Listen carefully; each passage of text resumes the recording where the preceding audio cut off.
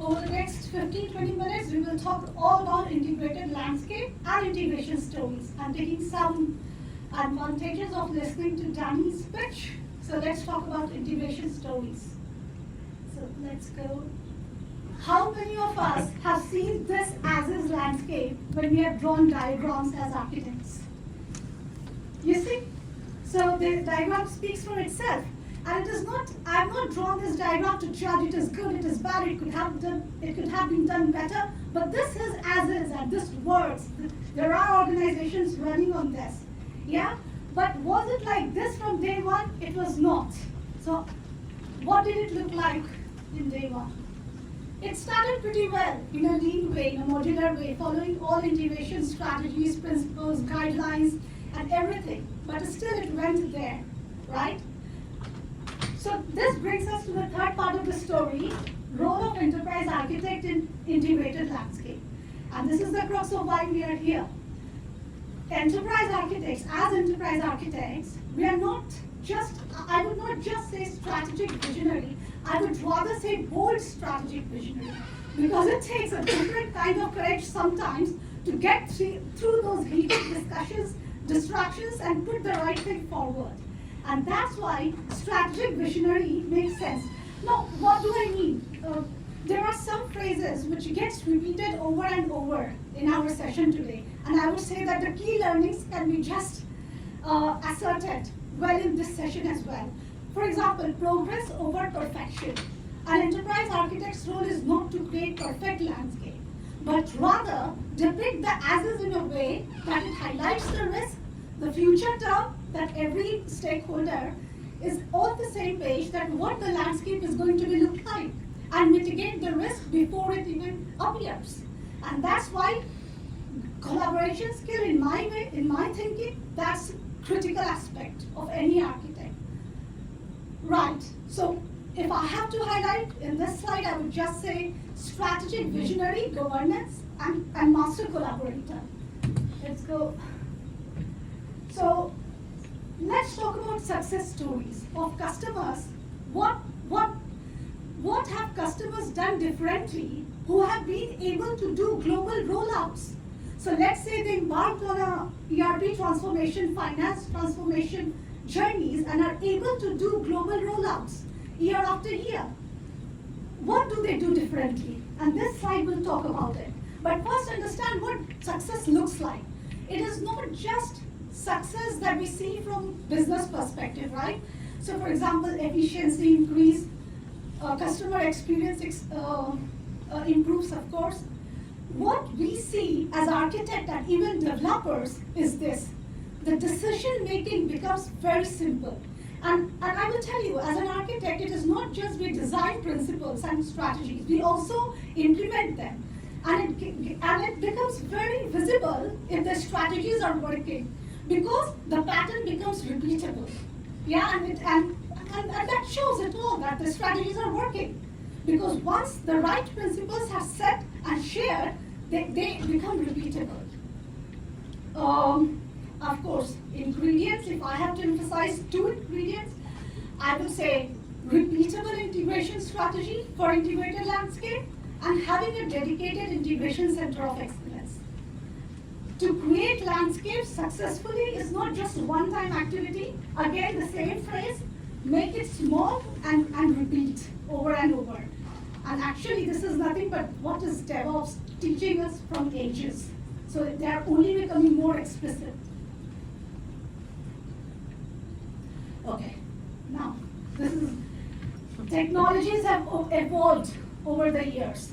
And if we just take SAP's integration principles, technologies, XI, PI, PO, HCP, SCP, BTP, Integration Suite, sorry for acronyms, you can, hopefully you will know what I'm talking. So, technologies change. Most of the problems remain the same, but the solutions to fix those problems have changed. And hence we all need to think differently. Now what do I mean? Now if you look at the evolution of SAP integration, a customer could be in different kind of transformations really, not just ERP transformation.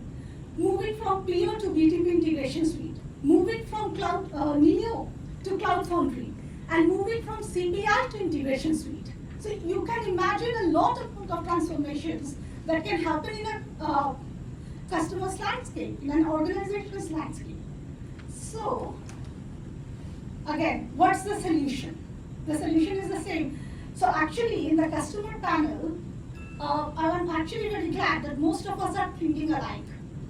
Great minds think alike, and most of us are in that room today. So this is exactly what Deepti said. That make it small and then repeat. And when I say what make it small, assessment, and once assessment is done, then get into the build, get into the testing, get into the deploy, get into the hypercare, and then repeat. And this brings faster ROIs, faster outcomes, builds confidence of the team, and then that's it, you're in the right direction. This is not just for integrations, I would say, for anything. Okay. Of course, I cannot run away from sharing the hardships and pain points and asks of customer. So these are some technical difficulties that I have encountered customers revealing over and over, yeah? But what is the solution? So actually, I'm proud to share my own blog here. So I've published a blog on shift-left thinking. What it effectively means is mitigate the risk, solve the problem before the problem becomes visible. And that can be achieved with shift-left thinking. And that's all. So you're welcome to read that blog on my LinkedIn, and that will effectively fix these two problems that I've written. Exactly. Now, just this morning, the customer panel were debating generative AI, right? So it is not that as consulting, we would want organizations to use generative AI. It has just done the other way. How could generative AI help? And this has only become simpler. Generative AI is here to help, and here I will just cover in my next slide as well. So I will just take my example, no rocket science. How am I using generative AI? First, the tools themselves are embedded with generative AI, whether we like it or not. Jira, project governance tool. Whenever there is any possible delay, we start updating our comments that this is a delay inside. Let's try to mitigate it. There are 100 comments, and then Jira would summarize those comments. So it has become part of our lives anyways. And for developers, we need to have enterprise AI-graded platforms which organizations accept in their statement of work. And yes, at IBM here we are using IBM Consulting Advantage. And this has productively used us, helped us to, I would say, in integrations as well. If you are really interested to know how developers can use this, feel free to have a chat with me. I can show examples. Think hybrid. There no one solution, one mindset, one thinking can solve today's problems. We have to think hybrid.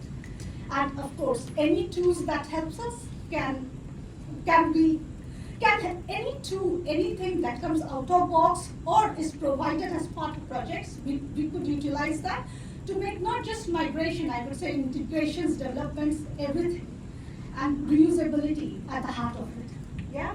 So I went so fast that I actually will give a lot of time to my speaker who was getting nervous that he would not get the right time to talk.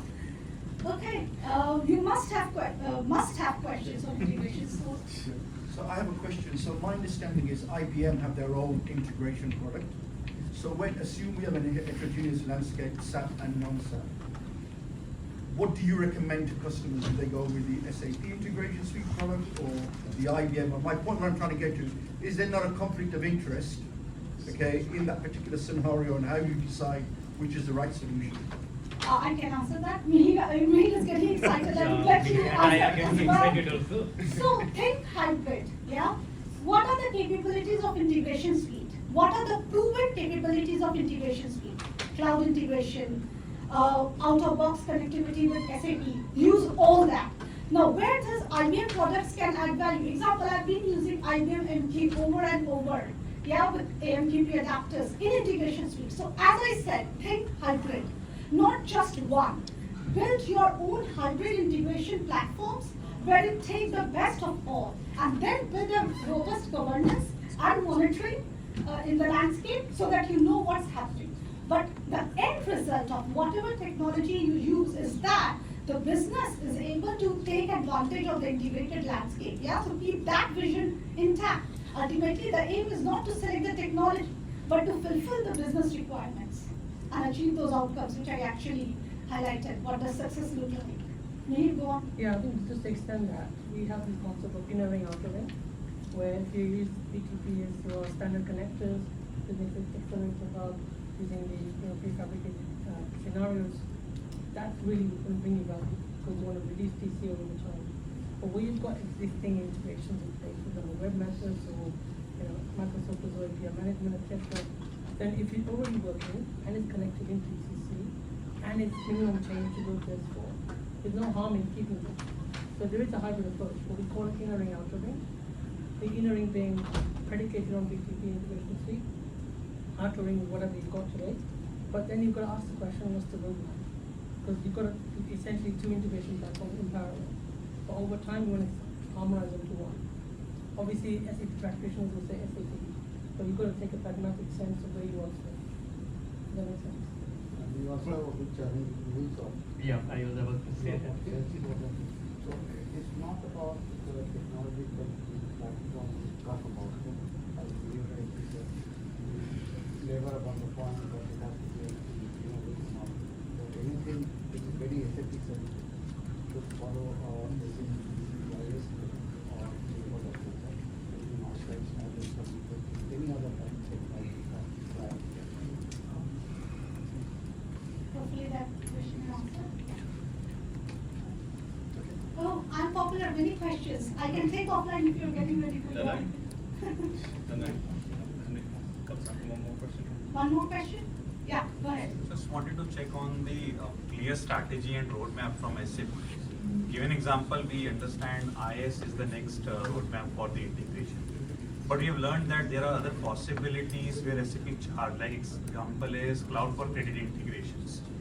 Why those things are being in parallelly being offered to customer where we can use SAP Integration Suite as well and then cloud for integration is available which is charged to the customers.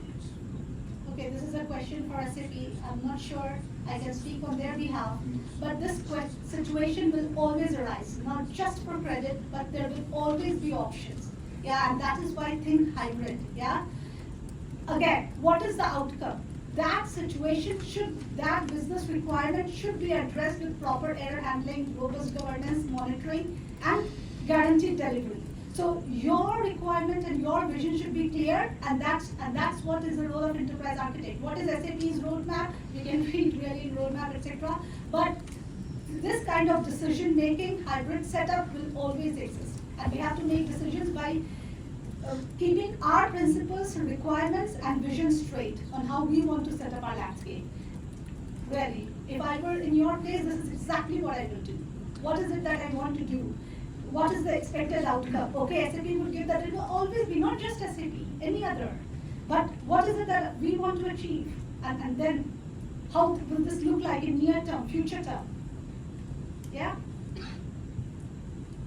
Yeah? Thank you. Thank you.